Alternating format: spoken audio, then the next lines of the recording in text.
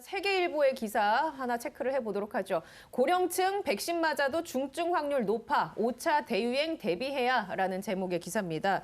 어떻게 생각하세요? 5차 대유행 올 거라고 보십니까? 5차 대유행이 올 수도 있고 안 올 수도 있는데요. 예. 그건 사실 중요한 게 아닌 것 같고요. 저는 이 세계일보 기사를 보면서 일단 제목만 봐도 상충되는 팩트가 두 개가 있어요. 하나는 고령층 백신 맞아도 중증 확률 높아라고 큰 제목을 붙여놨지 않습니까? 이 제목만 보면은 백신을 맞아도 고령층들이 굉장히 위험할 수 있겠구나. 백신 효과라는 게 별반 없구나라고 생각할 수 있을 것 같습니다. 예. 그런데 또 그 바로 밑에서는 미접종자의 중증화율이 접종자의 5.2배라고 또 해놨어요. 네. 그러니까 말이 앞뒤가 안 맞는 그러니까 거죠. 말이 앞뒤가 안 맞는, 예. 제목의 앞뒤가 안 맞는 거죠. 그러니까 저는 이제 이런 식의 기사들이 사실은 과연 지금 우리가 단계적으로 일상 회복을 하고 그리고 이 세계일보에서 걱정하고 있는 고령층들을 보호하는 데 도움이 되는 기사인지에 대해서 약간 회의적인 생각이 들었습니다. 공공의 안전에 대해서 전혀 도움이 되지 않는 기사다. 제가 예. 아까 종교계 말씀을 드렸지 않습니까? 이 세계일보가 종교 관련된 언론 매체지 않습니까? 근데 제가 이제 예를 들면 기억일보라든지 뭐 세계일보라든지 이런 종교와 관련된 매체들이 계속 기사를 검색하고 계속 이렇게 보다 보면은 굉장히 반정부적인 또 방역 상황에 대해서 굉장히 부정적인 논조의 기사나 논평을 싣는 경우가 굉장히 많습니다. 제가 여러 번 말씀드렸잖아요. 종교계가 협조하셔야 된다고.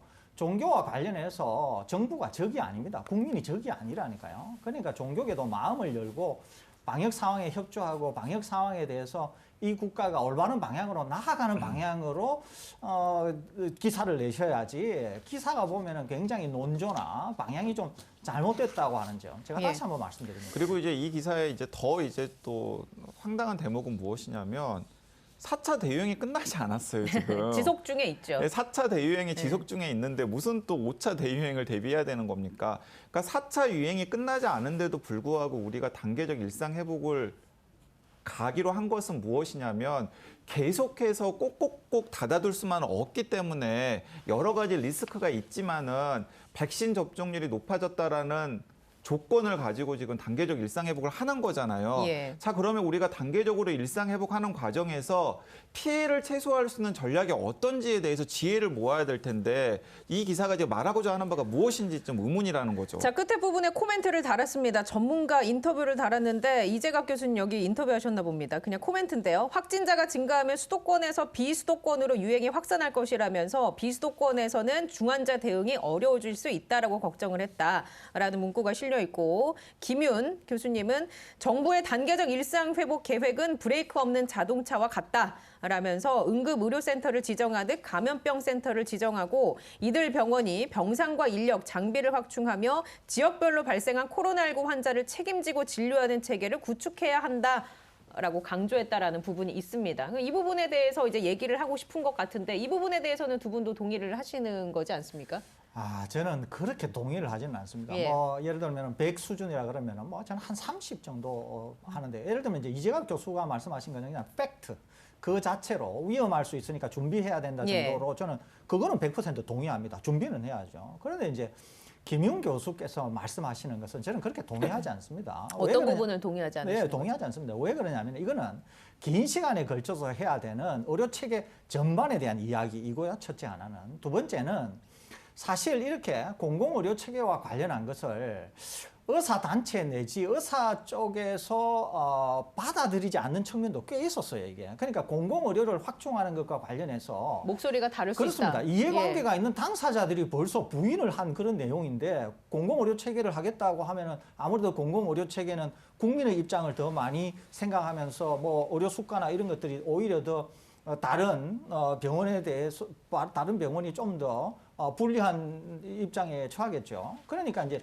예전부터 이런 논란은 있었어요. 그러는데 이제 지금 이런 상황에서 김윤 교수 같은 분은 이렇게 뭐 확대를 해야 된다 그러는데 강 기자님도 예전에 여러 번 지적하신 것처럼 이거는 단기간에 해결할 수 있는 문제가 아니기 예. 때문에 그런 점에서 본다고 하면은 김윤 교수의 주장 이것을 저는 뭐 좀 받아들이기는 어렵다. 그냥 원론적인 얘기일 수 있다. 그리고 이제 김민 교수님 같은 경우는 제가 이제 아쉬운 점이 뭐냐면 김민 교수님께서 어쨌든 간에 지금 이재명 민주당 대선 후보의 이 방역과 의료와 관련해서 자문을 하시는 코멘테이터인가요? 네, 코멘테이터로 저는 알고 있거든요. 그리고 언론에도 노출이 되었습니다. 자, 그렇기 때문에 저는 김 교수님께서는 어쨌든 간에 지금 방역의 일원이란 말이에요. 자, 그렇기 때문에 외부에서 이렇게 훈수두듯이 말씀을 하시지 마시고 본인이 행사할 수 있는 영향력이 있다 그러면 좀 구체적인 영향력을 행사하셨으면 좋겠어요. 실질적으로 예. 지금 이 상황을 극복하기 위해서는 어떤 게 예를 들어서 뭐 이재명 민주당 대선 후보가 김윤 교수의 코멘트를 받아가지고 이런 조치가 지금 강력하게 필요하다라는 목소리를 내면은 사실 그런 게 지금 어쨌든 받아들여질 가능성이 있는 거잖아요. 예. 그 위치 때문에. 그러니까 이제 그런 역할을 좀 적극적으로도 해 주셔야 되지 않나 하는 생각이 듭니다. 알겠습니다. 세계일보의 고령층 백신 맞아도 중증 확률 높아 5차 대유행 대비해야라는 기사에 대한 두 분의 의견은 일단 기사의 앞뒤가 맞지 않는 것이 그 제목을 달고 나서 밑에 미접종자 중증화율 접종화의 5.2배라는 문구가 있는 걸로 봐서는 이게 뭔가 기사에 의도가 있는 것 같다. 공공의 안전을 위한 기사는 아니다. 그리고 전문가의 코멘트와 같은 경우는 동의하는 부분도 있지만 원론적인 얘기, 이게 단기간에 끝나지 않은 문제를 단순하게 단편적으로 접근한 측면이 있다. 그렇기 네, 때문에 실질적인 대안으로 이루어질 수 있도록 더 이 기사가 더 탄탄해야 한다. 뭐 그러니까 이 제가 정도로. 생각하기에는 아까 예. 설대우 교수님과 제가 그 이런저런 아이디어를 네. 내놓았고 그걸 5가지로 정리를 예. 했지 않습니까? 그런 게 저는 지금 당장 실현 가능한 방안이라고 생각합니다. 예, 알겠습니다. 자, 한 가지 더 기사 팩트 체크를 해보도록 하겠습니다. 이번에는 한겨레 기사입니다. 코로나19 백신도 독감처럼 매년 맞나 예방접종 정례화 검토라는 제목의 기사고요. 11월 10일자로 실린 기사입니다. 기사 내용은 질병관리청이 10일에 국회 원내 4개 정당에 전달한 정부 주요 정책 추진 현황 및 향후 과제 자료집을 보면 질병청이 코로나19를 국가 필수 예방접종 대상 감염병에 포함하는 방안을 장기 과제로 설정하고 추진 중이다. 단계적 일상 회복 이후에 코로나19를 관리되는 감염병으로 대응하기 위해 독감처럼 매년 백신을 맞도록 한다는 취지다. 라는 내용이거든요. 교수님, 이 기사는 어떻게 보고 계십니까? 이 기사 내용이 맞다고 하면은 이 질병청이 굉장히 문제가 많습니다. 엄청나게 문제가 많아서 제가 그 하나 조목조목 짚어드리려고 합니다. 지금 이것은 원내 4개 정당에 배포된 자료이기 때문에 이것은 질병청장에게도 보고가 되었고 질병청장이 뭔가 결재를 한 다음에 나갔을 겁니다. 이게 그렇기 때문에 이것은 저는 굉장히 심각한 사안이라고 개인적으로 보고 있습니다. 내용을 제가 읽어드리면서 이것이 왜 심각한가를 설명드리도록 하겠습니다. 기사 내용이 이겁니다. 아울러 제가 읽어드리겠습니다. 아울러 신종 감염병 대응 임시조직인 코로나19 예방접종 추진단을 대체하는 여기서부터 전문 공공기관을 세우고 감염병 예방법 개정도 추진하고 있다. 신설되는 백신 관련 공공기관은 백신 이상 반응 조사, 피해 조사, 안전한 백신 유통 등을 전문적으로 지원할 전망이다.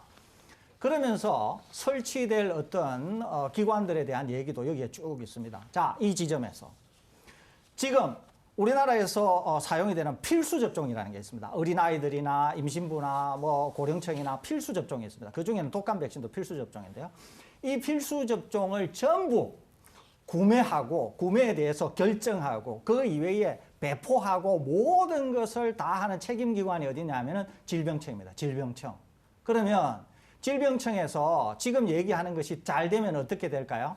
질병청은 다소 비대해지면서 조직도 커질 거예요, 이게.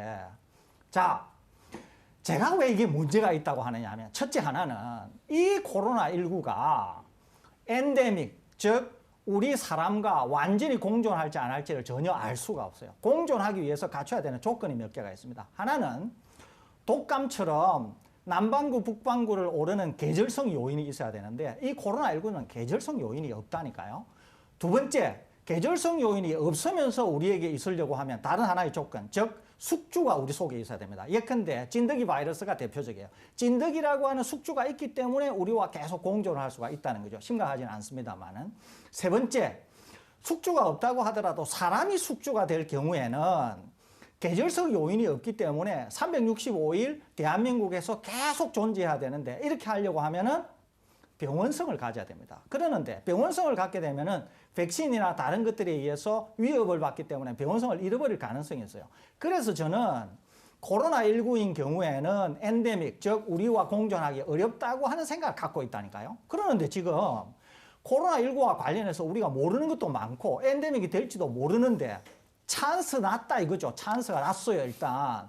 이걸 가지고 지금 질병청이 이거 하겠다는 거 아니에요? 이거 하겠다는 자, 거 그러니까 아닙니까? 교수님의 의견은 조직이 비대해질 수 있는데 그 코로나19 바이러스의 특성상 앞으로 어떻게 될지 모르기 때문에 일부러 조직을 비대화를 지금 할 필요가 없다라는 그렇습니다. 주장이십니까? 두 번째 하나는 뭐냐면은 백신과 관련해서도 우리가 아직 이익에 대비 그러니까 위험 대비 이익이 크다는 거지 위험 자체가 적다는 건 아니라는 거죠. 이게 이익이 워낙 커서 일부 문제가 있어도 쓰는 거지 위험이 전혀 없다는 게 아니라는 거예요. 왜 그러냐면은 mRNA 백신 같은 경우는 우리가 아직 모르는 게 많다는 거죠. 그러는데 기회를 잡았다고 질병청이 생각하면 안 된다는 거예요. 두 번째, 정경청장은 지금 국민들이 박수를 쳐주니까 본인이 아주 잘하고 있다고 생각하는데 예. 이 기회를 삼아서 질병청을 비대하게 한다거나 반국민적 정서 이런 거 하시면 안 된다니까요. 자, 그럼 교수님, 자, 이 지점에서 이 질병청 입장은 이런 걸 수 있지 않겠습니까? 이 코로나19 이 지금 바이러스 팬데믹 상황이 단기간에 딱 종식으로 끝날 것 같지 않기 때문에 일단은 얘기해 주신 것처럼 백신 이상 반응 조사라든지 피해 보상이라든지 안전한 백신 유통 이런 것을 전문적으로 좀 지원하는 이런 기구를 좀 만든 다음에 말씀해 주신 것처럼 나중에 코로나19가 잡히면 그때 다시 조직 개편이 안 되는 거고. 아닙니다. 절대로 그럼 아닙니다. 아니에요. 왜? 그러니까 이제 이 기사 저도 이제 이걸 사실 기사가 예. 나오기 전에 비공식적으로 전해 들었어요. 그런데 거기서 포인트는 이 기사는 제목을 예방접종 매년 정례화 검토가 아니라 예방접종을 담당하는 새로운 기관을 신설한다라는 게 이것의 목표입니다. 예. 그러니까 지금 이 틈에 지금 복지부 산하 질병관리청 산하에 새로운 기관을 하나 만들겠다라는 거예요. 근데 국가 예산을 그 정도로 투입할 정도로 아직 우리가 코로나19에 대해서 모르는 게 많다. 그리고 그 새로운 기관이라는 예. 게 누구를 위한 기관이겠습니까? 국민을 위한 기관이겠습니까? 자, 예. 제 말씀은 뭐냐면 그러면 예를 보자 이거요. 우리가 매년 독감 백신 접종하잖아요. 그러면 독감 백신 접종을 하게 되면 법에 규정한 대로 피해 보상하고 예. 배포하고 구매하고 하는 거 하잖아요. 그러면은 그게 사면 되잖아요. 그게 사면 되잖아요. 거기에다가 아까 거기에 얹어서 코로나19를 얹어서. 그렇습니다. 예. 그러니까 그걸 이용하면 된다는 거예요. 거기다가 코로나19가 확실히 우리가 아는 게 많고 종결이 되고 하면은 그럼에도 불구하고 계속 문제가 생기면은 하면 되는데 제가 말씀드렸잖아요. 지금은 이런 거를 논할 단계가 아니라니까요. 이거는. 그러는데 질병청이 당장 아까 얘기했잖아요. 찬스 났다 이거죠. 이게 페널티킥을 지금 얻은 거예요. 이런 거 하면 안 된다니까 그러니까 그러잖아요. 이 와중에 기관을 하나 더 만들겠다라는 거잖아요. 근데 그 기관이 만들어지면 그 기관 때문에 이득을 볼 게 국민들이겠습니까? 아니면은 공무원. 공무원 관료들이겠습니까? 예.